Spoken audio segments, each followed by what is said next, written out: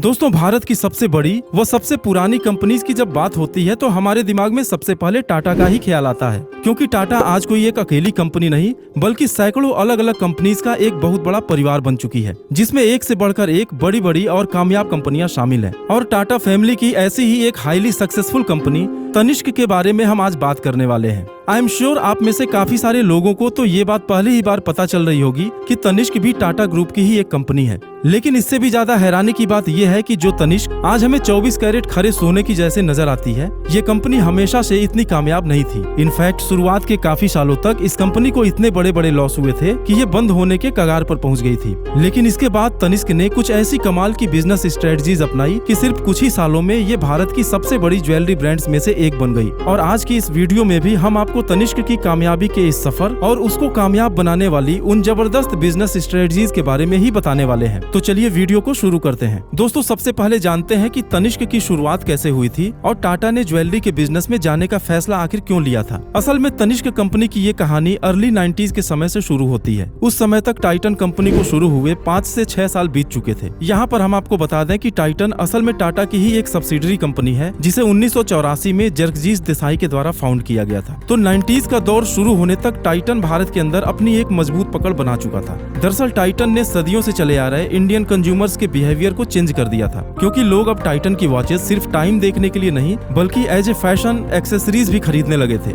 इस तरह जब टाइटन भारत में सफल हो गया तो साल 1990 में मिस्टर देसाई ने इसे यूरोप के मार्केट में ले जाने का प्लान बनाया। हालांकि यूरोप में सफलता हासिल करना भारत में सक्सेस हासिल करने जितना आसान नहीं था, क्योंकि यूरोप की वॉच मार्केट टाइटन के वहां पहुंचने से पहले ही काफी ज्यादा क्राउडेड हो चुकी थी, जहां लोअर एंड से लेकर हाई एंड लेवल तक कई सारी लोकल और फॉरेन कंपनीज ने अपने पांव जमाए हुए थे। यही वजह रही कि टाइटन यूरोप के मार्केट में कुछ खास कमाल नहीं दिखा पाया। इनफैक्ट कंपनी को अपने यूरोप जाने के इस फैसले के लिए काफी सारा नुकसान भी उठाना पड़ा और टाइटन को अपनी यूरोप डिवीजन बंद करनी पड़ गई। अब सभी को लगा कि वॉचेस का बिजनेस फ्लॉप होने के बाद टाइटन यूरोप से अपना बोरिया बिस्तर समेटकर वापस आ जाएगा। लेकिन सभी को हैरान करते हुए टाइटन ने ये फैसला लिया कि अब वो यूरोप में वॉचेस की जगह ज्वेलरी बेचेगा। अब यहाँ सवाल ये आता है कि एक इंडियन वॉच कंपनी ने भला यूरोप के अंदर ज्वेलरी बेचने का फैसला क्यों लिया। आपको जानकर हैरानी होगी कि टाइटन का ये फैसला लेने की सबसे मेन वजह इराक का पूर्व प्रेसिडेंट सद्दाम हुसैन था। दरअसल ये वो समय था जब सद्दाम हुसैन के नेतृत्व में इराक की सेना ने कुवैत पर चढ़ाई कर दी थी और गल्फ में एक जबरदस्त वॉर छिड़ गया था। इस वॉर की वजह से क्रूड ऑयल का प्राइस $21 पर बैरल से बढ़कर $46 पर बैरल तक पहुंच गया था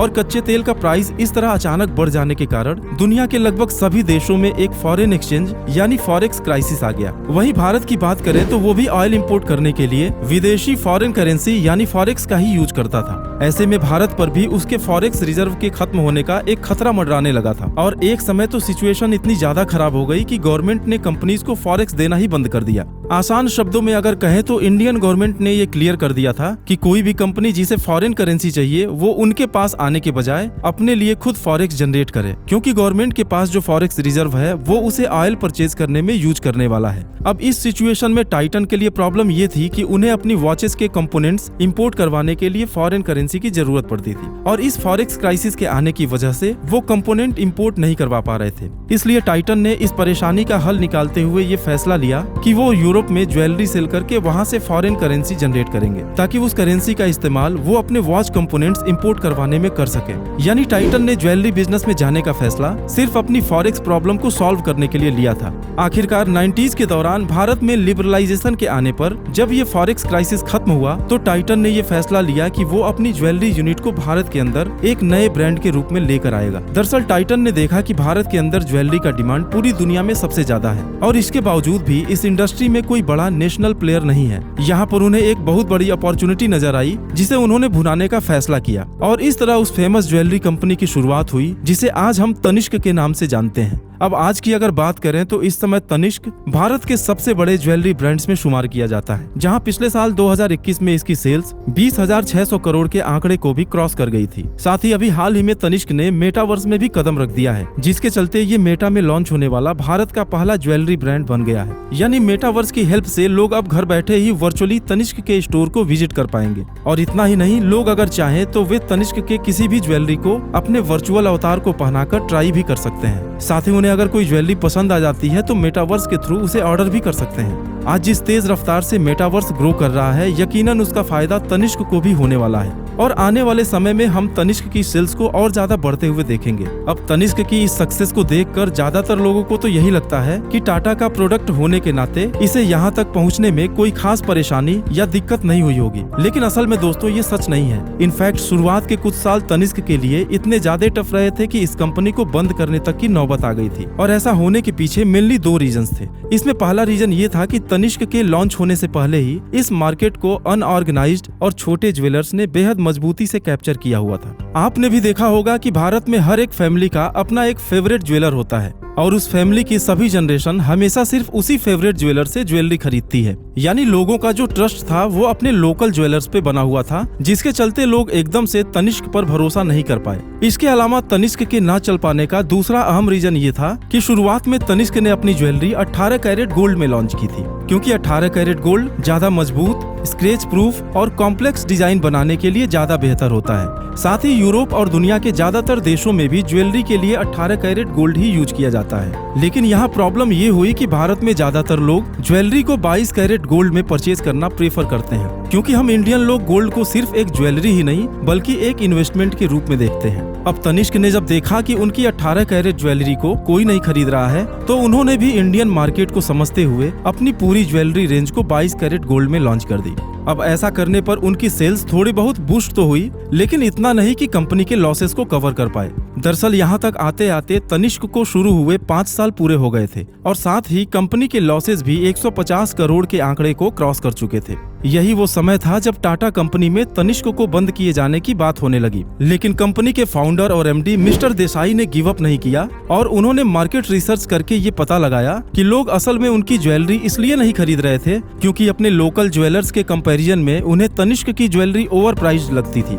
अब तनिष्क को ये समझ नहीं आ रहा था कि आखिर ये local jewellers 22 carat gold jewellery को इतने कम दामों में कैसे सेल कर सकते हैं। इसके बारे में जब थोड़ी मार्केट रिसर्च की गई तो उन्हें पता चला कि वो लोकल ज्वेलर्स असल में प्योर गोल्ड बेच ही नहीं रहे थे, बल्कि वे लोगों के भरोसे का फायदा उठाकर 22 कैरेट के नाम पर उन्हें 18-19 कैरेट का गोल्ड बेच देते थे। यहाँ तनिष्क को लगा कि उनके कामयाब होने के लिए लोगों को इस सच्चाई का पता चलना बेहद जरूरी है, इसलिए उन्होंने विदेश से गोल्ड कैरेट मीटर नाम की आधुनिक मशीन मंगवाई, जिसके एक यूनिट की कॉस्ट ही 10 लाख रुपए थी। इस मशीन की मदद से गोल्ड का कैरेट स्टैंडर्ड सिर्फ कुछ ही मिनटों में पता लगाया जा सकता था। साथ ही पुराने टच स्टोन तकनीक की तरह इस मशीन में गोल्ड टेस्ट करने पर गोल्ड वेस्ट भी नहीं होता था। तनिष्क ने ये गोल्ड टेस्टिंग टूल अपने हर एक स्टोर में लगवा दिया और लोगों के बीच ये खबर फैला दी कि लोग किसी भी तनिष्क स्टोर को विजिट करके मुफ्त में अपना गोल्ड कैरेट स्टैंडर्ड चेक करवा सकते हैं। इसके बाद तनिष्क के स्टोर्स पर लोगों की लंबी लंबी लाइंस लगना शुरू हो गई, क्योंकि हर कोई अपना गोल्ड चेक करवाना चाहता था। इस तरह तनिष्क लोगों को अपने स्टोर तक खींचने में तो कामयाब हो गया,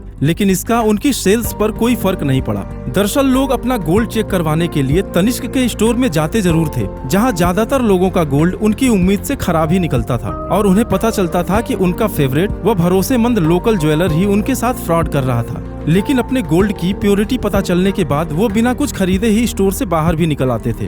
अब तनिष्क को यहाँ एक चीज समझ आई कि उन्होंने लोगों को उनकी प्रॉब्लम्स के बारे में तो बता दिया, लेकिन उस प्रॉब्लम का कोई सॉल्यूशन उन्होंने लोगों को दिया ही नहीं। ऐसे में तनिष्क ने 1922 नाम की एक ऐसी कमाल की बिजनेस स्ट्रेटजी अपनाई जिसने इस कंपनी के भरोसे को हमेशा के लिए चेंज कर दिया। दरअसल तनिष्क ने लोगों से कहा कि टेस्टिंग के दौरान अगर आपका गोल्ड 19 कैरेट या उससे ज्यादा का निकलता है तो आप उस गोल्ड को तनिष्क के 100% ओरिजिनल 22 कैरेट गोल्ड से फ्री में एक्सचेंज कर सकते हैं, जहां आपको इसके लिए सिर्फ मेकिंग चार्जेस देने होंगे। अब जैसे ही कंपनी ने ये ऑफर शुरू किया, तनिष्क के स्टोर्स में कस्टमर की भीड़ लगना शुरू हो गई और देखते ही देखते तनिष्क की सेल्स आसमान को छूने लगी। इस तरह धीरे धीरे करके लोगों का तनिष्क पर भरोसा बढ़ता चला गया और इसके बाद तनिष्क ने कभी पीछे मुड़कर नहीं देखा। आज तनिष्क हर ग्रुप के लोगों के लिए executive, traditional, light, heavy, cheap और सुपर एक्सपेंसिव आदि हर तरह की ज्वेलरी बनाता है। यही वजह है कि आज मार्केट में बहुत कम ऐसी कंपनीज मौजूद हैं जो तनिष्क को टक्कर दे सकती हैं। खैर चलिए अब अंत में बात करते हैं वो कौन से बिजनेस लेसन्स हैं जो हमें तनिष्क की इस इंस्पायरिंग स्टोरी से सीखने को मिलती है। दोस्तों इसमें सबसे पहली चीज हमें ये सीखने को मिलती है कि किसी भी बिजनेस में कस्टमर्स फीडबैक लेना और फिर उसके अकॉर्डिंग डिसीजन लेना बहुत जरूरी होता है। जैसे तनिष्क ने रेगुलर बेसिस पर ना सिर्फ अपने कस्टमर्स का फीडबैक लिया बल्कि उनकी प्रॉब्लम्स को समझकर उन्हें सॉल्यूशन भी प्रोवाइड किया। दूसरी चीज ये कि बिजनेस में कोई भी अहम कदम उठाने से पहले मार्केट रिसर्च करना बेहद जरूरी होता है। शुरुआत में तनिष्क ने ये गलती की कि उन्होंने इंडियन मार्केट और इंडियन कस्टमर्स के बारे में ठीक से रिसर्च नहीं किया और इसी के चलते उन्हें नुकसान उठाना पड़ा। तीसरी और आखिरी चीज ये कि कई बार लोगों को कोई सॉल्यूशन प्रोवाइड करने से पहले उन्हें प्रॉब्लम्स के बारे में भी समझाना पड़ता है। जिस तरह तनिष्क ने अपने कैरेट मीटर के जरिए पहले लोगों को ये समझाया कि उनकी एक्चुअल प्रॉब्लम क्या है और फिर उसके बाद उन्होंने लोगों को उस प्रॉब्लम का सॉल्यूशन प्रोवाइड किया। बाकी दोस्तों हमारी आज की इस वीडियो में बस इतना ही। आपके बहुमूल्य समय के लिए धन्यवाद।